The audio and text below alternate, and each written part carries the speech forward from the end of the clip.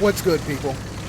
Welcome back to another episode where I use the VZ55. In case you don't know, this is a Tier 10 Czech heavy tank. And I say heavy tank with quotation marks around it because you kinda can play this thing like a medium. You kinda can. But for the times when he needed to be a heavy tank, let's just say the turret and the gun will help. This gun has, how can I put it, some psychological warfare power. You get hit twice with 490 alpha damage, which is damn near 1,000, 980 to be exact. You don't want to push up no more.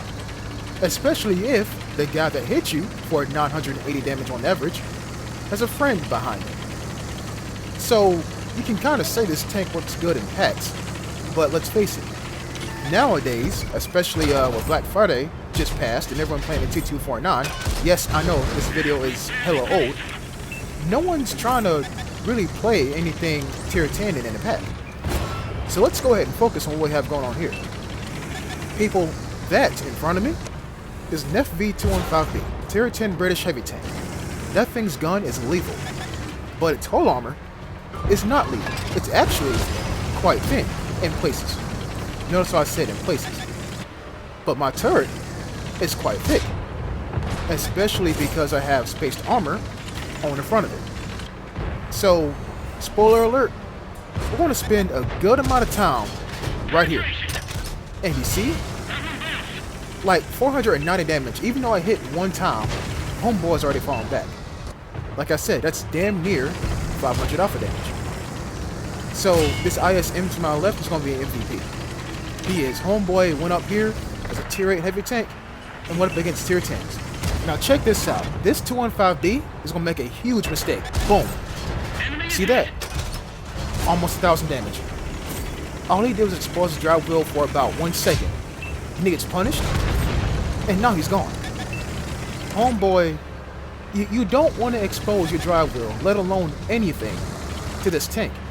Because if you want to, be consistent about it and be, technical about it, if you hit the Amarak one good time, you're going to hit it again before the enemy has time to repair it. So think about it like this. I know the 279E is went into the game. If you hit the 279E in the back of the turret twice with this thing, you're going to pop its head. I just know you are. I know you are. But at the time of this voice recording, the 279E just came out on Black Friday. So, only time will tell. So, looking at our numbers here, we blocked 1,200 damage, aka 3 shots from 215B, and we've done 1,400 damage. Not the greatest result, but hey, I still have all my HP, and the ISM behind me is going crazy. This E75 makes one small mistake, and that small mistake was letting me see a small amount of his lower plate. And now he's down by basically 1,000 hit points with a damaged engine.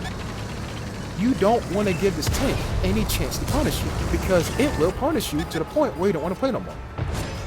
And this damn thing, a tank destroyer, but it's a Leopard with actual armor. Yeah, he exposed a little bit of his drive wheel. Just a little bit.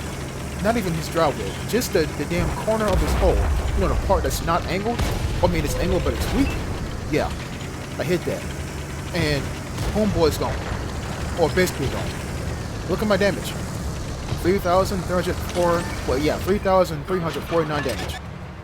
And I will admit, my marksmanship in this game has not been perfect. But I tell you what though, shots like that will discourage any player from pushing up. Any player. If you see what you gotta do to take this thing out, catch it while it's reloading. You have to. But like I said, what can you do when you get hit for 1,000 damage and then the guy who hit you for 1,000 damage has a buddy behind him? What can you do? Folks, this game is pretty much over. You see that Centurion Action 10 right there? I kind of want a little bit of his life, but it's E75. He's now gone. The Centurion Action 10 receives another shell. ISM goes forward and is like, you know what? I'm going to take the bull by the range. And I say, go right ahead. T92 says, I don't like that. And now the MVP ISM is gone. Which sucks. I'm still reloading. As you do in tanks with clips. And the Centurion Action 10 is putting up a good behind fight. But now, his days are gone. And the T-92 takes the last and final shot from me, and I think about ramming him, but he hits like 5 meters to the left of me and tracks me, which is crazy. And now I'm gonna ram him for little to no damage, and that's it. The game is pretty much over, as the T-92 is still alive. Now the game is over.